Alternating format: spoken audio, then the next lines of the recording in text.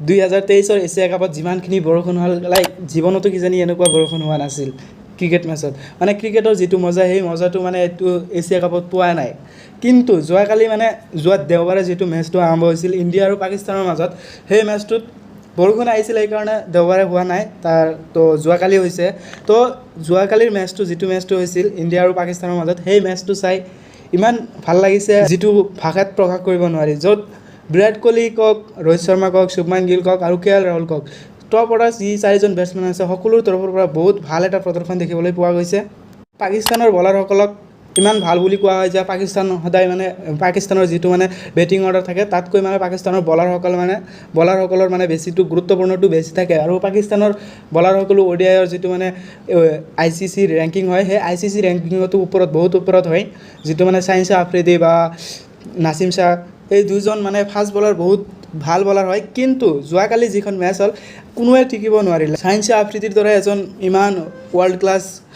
বলাৰে যে যোৱাকালি 10 অভাৰ বল কৰিছে 79 ৰান দিছে আৰু মাত্ৰ এটা উইকেট পাইছে লগতে শ্বাদাব খানো দিছে শ্বাদাব খানো 71 এনেকুৱা নাছিম শ্বাহ যদিও অলপ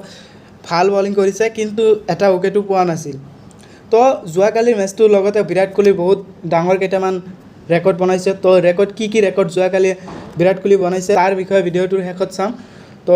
আগতে চাওঁ যে যোৱাকালিৰ মেচটোত কি হৈছে টছ জিকি প্ৰথমতে বলিং কৰিবলৈ পাকিস্তানে সিদ্ধান্ত লয় আৰু সেইটোৱে মানে ডাঙৰ ভুল আছিল পাকিস্তানৰ বাবে যে প্ৰথমতে বলিং চুজ কৰাটো প্ৰথমতে বেটিং কৰি ইণ্ডিয়া টীমৰ বাবে বহুত এটা ভাল হৈছে প্ৰথমতে বেটিং কৰিবলৈ আহি ৰোহিত শৰ্মা আৰু শুভমান গিল প্ৰথমৰ পৰা এটাকিং মোডত খেলিবলৈ আছিল যোৱাকালিৰ মেচটোত মানে ডিফেন্সিং কৰাত মানে সিমান এটা প্ৰায়ৰিটি দিয়া নাছিল প্ৰথমৰ পৰাই মানে সিহঁতে মানে এটাকিং মোডত খেলি আছিল তো ৰোহিত শৰ্মাই মাত্ৰ 49 বলত 56 ৰান বনায় য'ত তেওঁ 6টা 4 আৰু 4টা 6 লগায় ৰোহিত শৰ্মা এটাকিং মোডত যদিও খেলি আছিল ৰোহিত শৰ্মাক পাৰ্টনাৰশ্বিপটো আগুৱাই লৈ যোৱাত শুভমান গিলে বহুত হেল্প কৰিছে শুভমান গিলেও এটা ভাল ইনিংছ খেলিছে 52 ৰানত 58 ৰান বনাইছে তো শুভমান গিলে 10টা 4 লগাইছে আৰু তাৰপিছত শুভমান গিল আৰু ৰোহিত শৰ্মা আউট হৈ যোৱাৰ পিছত বিৰাট কোহলি আৰু KL ৰাহুল আহে যোৱাকালি বিৰাট কোহলিয়ে মানে প্ৰথমৰ পৰা 94 বলত 122 ৰানৰ এটা ডাঙৰ এটা ইনিংছ খেলে আৰু এই ইনিংছটোত তেওঁ 9টা 4 আৰু 3টা 6 লগায় বিৰাট কোহলিৰ লগত লগ দিয়ে KL ৰাহুলে 111 ৰান বনায় KL ৰাহুলৰ এইটো এটা গুৰুত্বপূৰ্ণ ইনিংছ হয় কিয়নো বহুত দিন হ'ল KL ৰাহুল টীমৰ পৰা বাহিৰত আছিল কিয়নো ইঞ্জুৰি আছিল তেওঁৰ সেইবাবে বহুত দিন প্ৰায় 6 মাহমান পিছত KL ৰাহুল আহিছে বল খেলিবলৈ তো বিৰাট কোহলি KL ৰাহুলৰ বাবে এইটো এটা মানে বহুত এটা মটিভেশ্যন হ'ব যে প্ৰথম যিটো মেচ আছিল সেইটো মেচতে বহুত এটা ডাঙৰ এটা ইনিংছ খেলিছে তো ইয়াৰ বাবে KL ৰাহুলৰ বহুত এটা ডাঙৰ আগত যিবোৰ মেচ হ'ব ODI যিটো ৱৰ্ল্ড কাপ হ'ব এই বছৰ সেই ৱৰ্ল্ড কাপৰ বাবে KL ৰাহুলৰ বাবে এটা বহুত ডাঙৰ এটা ভাল এটা ইনিংছ আজিৰ ইনিংছটোৱে বহুত ডাঙৰ এটা মটিভেশ্যন দিব KL ৰাহুলক তো তাৰপিছত পাকিস্তানে বেটিং কৰিবলৈ আহি আপোনালোকে নিশ্চয় জানে পাকিস্তানৰ বেটিংটো কালি কিমান হৈছিল পাকিস্তানে প্ৰথমৰ পৰা এনেকুৱা লাগিছিল যে পাকিস্তানে মেচটো নিজিকে এনেকৈ মানে এৰি দিয়া যেন লাগিছিল প্ৰথমতে এনেকুৱা লাগি আছিল যে পাকিস্তানে যি নহওক 356 ৰানৰ এটা টাৰ্গেট দিছিল যদিও ইণ্ডিয়াই তো কমচে কম 300 ৰানমান হৈ যাব কিন্তু পাকিস্তানে সি 200 ৰানো বনাব নোৱাৰে মাত্ৰ 128 ৰানতে অল উইকেট হৈ যায় অল উইকেট মানে দুজন যদি ইঞ্জুৰি আছিল মানে অল উইকেটে বুলি ধৰিব পাৰি আৰু 32 অভাৰ মাত্ৰ খেলিছিল পাকিস্তানে ইয়াত বলিং কৰিবলৈ আহি জাসপ্ৰীত বুমৰাই 5 অভাৰত মাত্ৰ 18 ৰান দিয়ে 18 ৰান দি এটা উইকেট পায় আৰু ইয়াৰ হাৰ্দিক পাণ্ডেও এটা উইকেট পায় 5 অভাৰ দি 17 ৰান দিয়ে তাৰপিছত কুলদীপ যাদৱ যোৱাকালি যিটো বল কৰিছে তাক মানে ভাষাত প্ৰকাশ কৰিব নোৱাৰি ইমান ধুনীয়াকৈ বল কৰিছে যে 5টা উইকেট লৈছে পাকিস্তানৰ এগেইনষ্টত মেন যি 5টা উইকেট আছিল 5টা উইকেটে লৈছে কুলদীপ যাদৱে